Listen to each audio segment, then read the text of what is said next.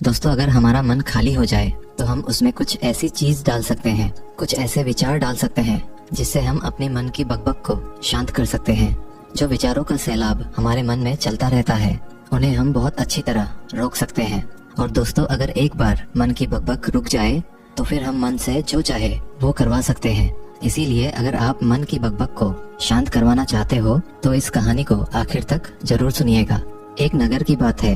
उस नगर में एक नौजवान युवक रहता था। उसका नाम विकास था। उसे एक समस्या थी और उसकी समस्या यह थी कि उसका मन हर समय भटकते रहता था।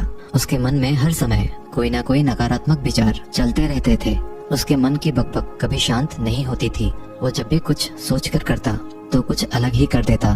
कभी वो अपने अतीत के बारे में सोचकर पछताता था कि काश मैंने उस काम को, उस समय को कुछ ऐसा कर दिया होता, उस काम को वैसा कर दिया होता। या फिर वो अपने भविष्य के बारे में सोचता रहता और डरता रहता कि कहीं भविष्य में ऐसा हो गया तो क्या होगा, कहीं मैं असफल हो गया तो क्या होगा, अगर मुझसे कोई गलती हो गई तो लोग मेरा मजाक उड़ाना शुरू कर देंगे। और ऐसे ही कई सारे नकारात्मक और असफलता से भरे विचार उसके मन में आते रहते थे। विकास हमेशा ही अपने विचारों में खोया रहता। वह अपने विचारों से मुक्ति पाना चाहता था। विकास चाहता था कि उसके मन में कोई भी फालतू विचार कभी भी ना आए, लेकिन हर समय विचारों का सैलाब उसके मन में उठता ही रहता। इसीलिए जीवन में वो बहुत परेशान हो गया था। फिर एक दिन उसे किसी ने बताया कि यहाँ पास के ही जंगल में एक बौद्ध भिक्षु रहते हैं। उसके पास जाओ, वो तुम्हारी मानसिक समस्या का समाधान अवश्य कर देंगे। ये सुनकर विकास तुरंत ही बौद्ध भिक्षु के पास चला जाता है और अपनी सारी समस्या उन्हें बताता है। बौद्ध भिक्षु भी विकास की बातों को बड़े ही ध्यान से सुन लेते हैं और उससे कहते हैं कि तुम मुझसे क्या जानना चाहते हो। ये सुनकर विकास कहता है, हे गुरुदेव, मैं अपने मन को शांत व खाली करना चाहता हूँ। मैं आपसे ये जानना चाहता हूँ कि मन को खाली व शांत कैसे करते हैं। मेरा मन हर वक्त विचारों से भरा रहता है। मेरा ध्यान एक जगह लग ही नहीं पाता है, जिसके कारण मेरे हर काम में समस्या आ जाती है। मैं एक चीज करता हूँ तो नकारात्मक विचारों के कारण दूसरी चीज पर पहुँच जाता हूँ। मेरा मन एक जगह ठहरता ही नहीं है और यूं ही हर दिन मेरे मन में हजारों विचार चलते रहते हैं। और ये कब होता है, क्यों होता है, मुझे कुछ पता नहीं चलता।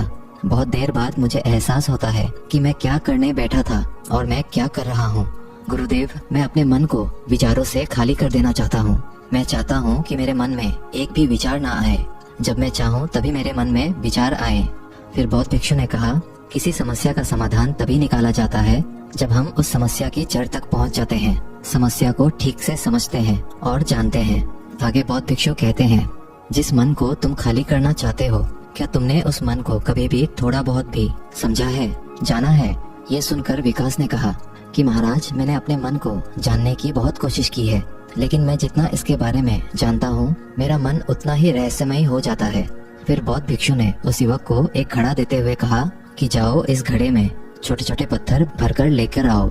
फिर वो युवक वहाँ से गया और छोटे छोटे पत्थर भरकर लेकर आया और उस घड़े को बौद्ध भिक्षु के पास रख दिया।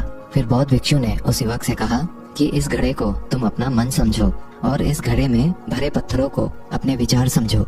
अब इस घड़े में और पत्थर डालो। उस युवक ने घड़े में और पत्थर डालना शुरू किया। क्योंकि घड़ा पहले से भरा हुआ था, एक दो पत्थर डालने के बाद बाकी सारे पत्थर नीचे गिरने लगे। फिर बौद्ध भिक्षु ने उस युवक से कहा, रुको जरा, ध्यान से देखो। अब घड़े में पत्थर नहीं आ रहे हैं, बल्कि पत्थर नीचे गिर रहे हैं। क्योंकि ये एक घड़ा है, जो इसमें आ सकता था वो आ गया। अब इसमें और पत्थर नहीं आएंगे। अगर दूसरे पत्थर डालने हैं तो पहले वाले पत्थरों को निकालना होगा। ये सुनकर उस युवक ने कहा, गुरुदेव, मैं आपकी बात समझ गया हूँ कि आप मुझे क्या बताना चाहते हैं। हमें अपने मन को विचारों से ही खाली कर देना चाहिए। विकास की ये बात सुनकर बौद्ध भिक्षु मुस्कुराने लगे और कहा, पहले मेरी पूरी बात तो सुन लो, उसके बाद मन को खाली कर लेना। फिर बौद्ध भिक्षु ने उस युवक को कहा कि हमारा मन एक घड़े के बिल्कुल उल्टा है। क्योंकि घड़े को तुम पत्थरों से भर सकते हो, लेकिन मन को विचारों से नहीं भर पाओगे, क्योंकि मन तो हमेशा खाली रहता है। ये सुनकर उस युवक ने कहा, गुरुदेव, मुझे आपकी बातें कुछ समझ नहीं आ रही है। मन अगर खाली रहता है तो फिर हम उसे खाली करना क्यों चाहते हैं? फिर मन को खाली करने की क्या ही आवश्यकता है? फिर बौद्ध भिक्षु ने उससे कहा कि इस घड़े से एक एक करके पत्थरों को बाहर निकालो। विकास ने वैसा ही किया। वो घड़े में से एक एक करके पूरे पत्थरों को बाहर निकालता रहा और ऐसा करते करते अंततः घड़ा खाली हो गया। फिर बौद्ध भिक्षु ने उस युवक से कहा, देखा तुमने, जब एक एक करके तुमने पत्थरों को बाहर निकाला तो ये घड़ा खाली हो गया। अब तुम इस घड़े में कोई भी पत्थर डाल सकते हो, दूसरे पत्थर डाल सकते हो, या फिर उन्हीं पत्थरों को दोबारा डाल सकते हो। आधा भर सकते हो या फिर पूरा भी भर सकते हो। फिर वह युवक कहता है, गुरुदेव, मैं भी तो यही कह रहा हूँ कि मुझे अपने मन को खाली करना है। ये तो एक पत्थर है, इसे आसानी से निकाला जा सकता है और घड़े को खाली किया जा सकता है, लेकिन गुरुदेव, मैं अपने मन को खाली कैसे करूँ? फिर बौद्ध भिक्षु ने कहा, इस घड़े में एक पत्थर डालो और 2 पत्थर निकालो। ये सुनकर उस युवक ने कहा, गुरुदेव, ये कैसे हो सकता है? जब इस घड़े में एक पत्थर होगा तो एक ही पत्थर निकलेगा, 2 कैसे निकलेंगे? फिर बौद्ध भिक्षु ने उससे कहा, ऐसा नहीं हो सकता है, तो ऐसा ही करो कि इस घड़े में 2 पत्थर डालो और 4 निकालो। विकास ने कहा, महाराज, ऐसा कैसे हो सकता है? ये कोई चमत्कारिक घड़ा तो है नहीं कि 1 डालो तो 2 निकल आएंगे, 2 डालो तो 4 निकल आएंगे। यह सुनकर बौद्ध भिक्षु ने कहा, ये घड़ा तो चमत्कारिक नहीं है, लेकिन तुम्हारा मन तो चमत्कारिक है। उसमें से अगर तुम एक विचार बाहर निकालते हो तो उसके साथ 2 विचार आते हैं, और जब तुम उन 2 विचारों को पकड़ते हो तो उसके साथ 4 विचार निकलते हैं, और फिर ऐसा करते करते विचारों की एक लंबी श्रृंखला बन जाती है, और फिर तुम कहीं नहीं रुकते, एक के बाद एक विचारों को पकड़ते जाते हो। यह मिट्टी का घड़ा तो पत्थरों से भर जाएगा, लेकिन तुम्हारा मन कभी नहीं भरता, वो हमेशा खाली है, लेकिन वह खाली नहीं करता। ये इस मन की माया है कि सब कुछ है लेकिन फिर भी कुछ नहीं। फिर उस युवक ने कहा, गुरुदेव, मैं आपकी बात समझ रहा हूँ, लेकिन क्या मैं हमेशा अपने विचारों के जाल में ही फंसा रहूंगा? क्या मन के इस माया जाल से निकलने का कोई रास्ता नहीं है? फिर बौद्ध भिक्षु ने कहा, इस मिट्टी के घड़े में आधे पत्थर भर दो। फिर उस युवक ने ऐसा ही किया। फिर बौद्ध भिक्षु ने कहा, अब इन पत्थरों में से कोई एक पत्थर चुनो और उस पत्थर की एक छोटी सी मूर्ति बनाकर मुझे दे दो। मैं जानता हूँ कि तुम एक अच्छे कलाकार हो। विकास ने एक पत्थर निकाला और उस पत्थर को बौद्ध भिक्षु के सामने ही तराशने लगा। पत्थर को तराशते वक्त उसे लगा कि ये पत्थर अच्छा नहीं है। फिर उसने दूसरा पत्थर घड़े से निकाला, लेकिन उसे वो पत्थर भी पसंद नहीं आया। फिर उसने तीसरा पत्थर निकाला, लेकिन वो तीसरा पत्थर भी उसे पसंद नहीं आया। उसका रंग अच्छा नहीं था। ऐसा करते करते उस युवक ने सारे ही पत्थरों को बाहर निकाल दिया। उस युवक को ऐसा करते हुए बौद्ध भिक्षु बड़े ही ध्यान से देख रहे थे। फिर बौद्ध भिक्षु ने उससे कहा कि जो तुमने सबसे पहले पत्थर निकाला था, उस पत्थर को ये समझकर तराशो कि इसके बाद तुम्हारे पास कोई और पत्थर नहीं है और ये एक ही पत्थर तुम्हारे पास है। फिर उस युवक ने जैसा गुरुदेव ने कहा उसी एक पत्थर को लेकर तराशना शुरू किया और उसने उस पत्थर से एक बहुत ही सुंदर मूर्ति बनाई और बौद्ध भिक्षु को भेंट की। और बौद्ध भिक्षु से कहा, गुरुदेव, इस पत्थर से इतनी सुंदर मूर्ति बन सकती थी, मैं ये सोच भी नहीं सकता था। उस युवक की बात सुनकर बौद्ध भिक्षु ने कहा कि जब तुम्हारे पास और कोई दूसरा विकल्प नहीं होता है, तब हम उस विकल्प में ही संपूर्ण ऊर्जा लगाते हैं और उसी को सबसे बेहतर बनाते हैं। और जब हमारे पास कई सारे विकल्प होते हैं तो हम पत्थर चुनते भी नहीं और मूर्ति बनती भी नहीं। हमारा मन भी एक विचार के पीछे हजारों विकल्प खोल के रख देता है और एक मुख्य विचार को छोड़कर उन हजारों फालतू के विचारों में उलझकर हम रह जाते हैं। फिर उस युवक ने कहा, गुरुदेव, मैं आपकी बातों को बहुत अच्छे से समझ गया हूँ, लेकिन अब मुझे क्या करना चाहिए? कृपया आप मेरा मार्गदर्शन करें। बौद्ध भिक्षु ने उस युवक से कहा कि मन को खाली करना, साफ करना 1-2 दिन का काम नहीं है, ये बहुत लंबी प्रक्रिया है। तो क्या तुम इसके लिए तैयार हो? वह युवक कहता है, जी गुरुदेव, तैयार हूँ, चाहे कितनी भी लंबी प्रक्रिया क्यों न हो। फिर बौद्ध भिक्षु ने उस युवक से कहा कि मन को खाली व नकारात्मक विचारों से दूर रखने के 6 तरीके हैं। आओ उन्हें एक एक करके समझते हैं। पहला तरीका है कि ऐसे लोगों का साथ छोड़ दो जो तुम्हें कमजोर, पिछड़ा हुआ, लक्ष्यहीन महसूस कराए।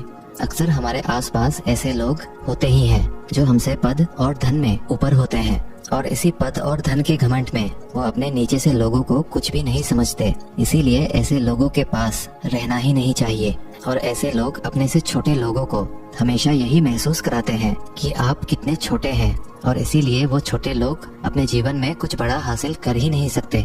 इसके अलावा कई बार हमारे मित्र और घर परिवार के सदस्य भी ऐसे होते हैं जो अक्सर हमें छोटा महसूस कराते हैं, हमें नीचा दिखाने की कोशिश करते हैं, लोगों के सामने हमारा मजाक बनाते हैं। तो ऐसे लोगों से जितना दूर हो सके उतना दूर रहो।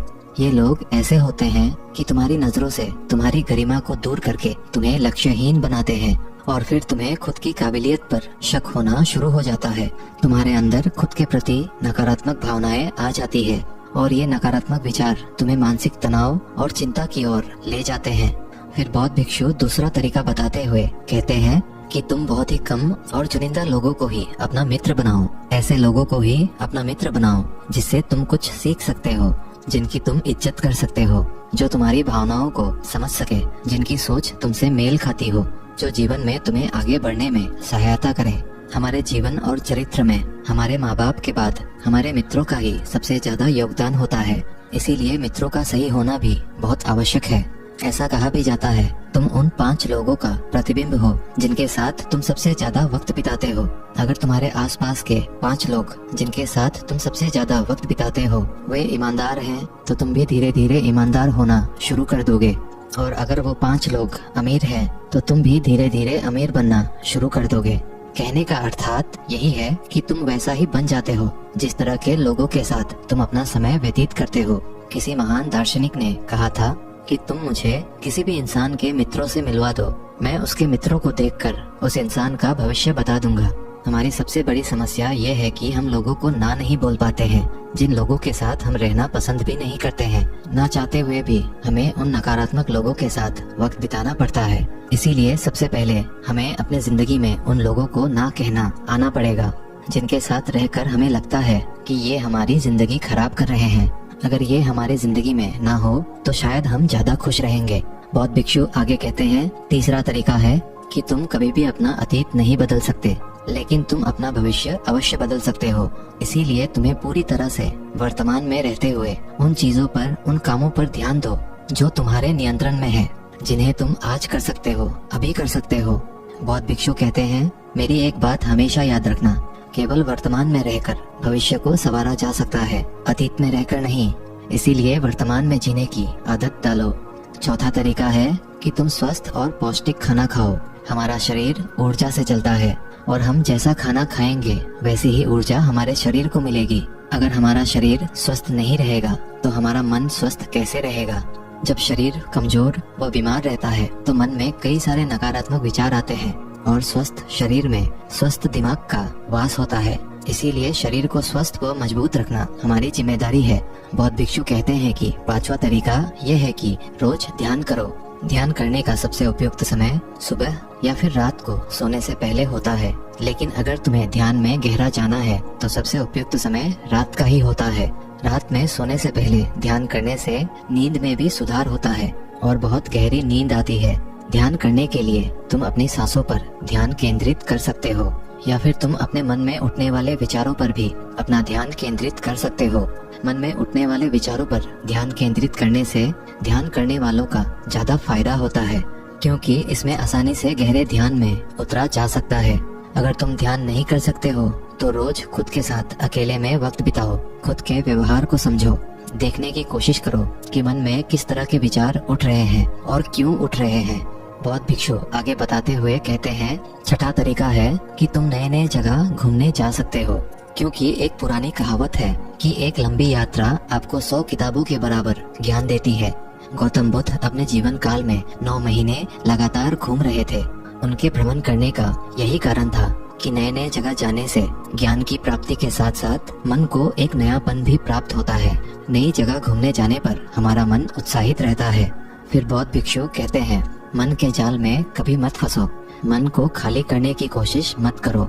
जीवन में ध्यान करना सीखो, अपने ध्यान को केंद्रित करो, अपने ध्यान में एकाग्रता लाओ और जीवन में जो कर रहे हो उसे पूरी मेहनत के साथ अंतिम समझ कर करो। उस काम को ऐसे करो कि उसके बाद तुम्हें और कुछ नहीं करना है, और जब फिर दूसरे विचार पर कार्य करो तो बस उसी पर कार्य करो, किसी तीसरे विचार पर नहीं। मन के मायाजाल से निकलना इतना आसान नहीं, लेकिन ध्यान करने से सब कुछ पाया जा सकता है। दोस्तों, आशा करते हैं आज के इस कहानी से आपने जरूर कुछ न कुछ मूल्यवान सीखा होगा। कहानी अच्छी लगी हो तो वीडियो को एक लाइक और चैनल को सब्सक्राइब जरूर कर दीजिएगा। मिलते हैं अगले वीडियो में, तब तक के लिए धन्यवाद।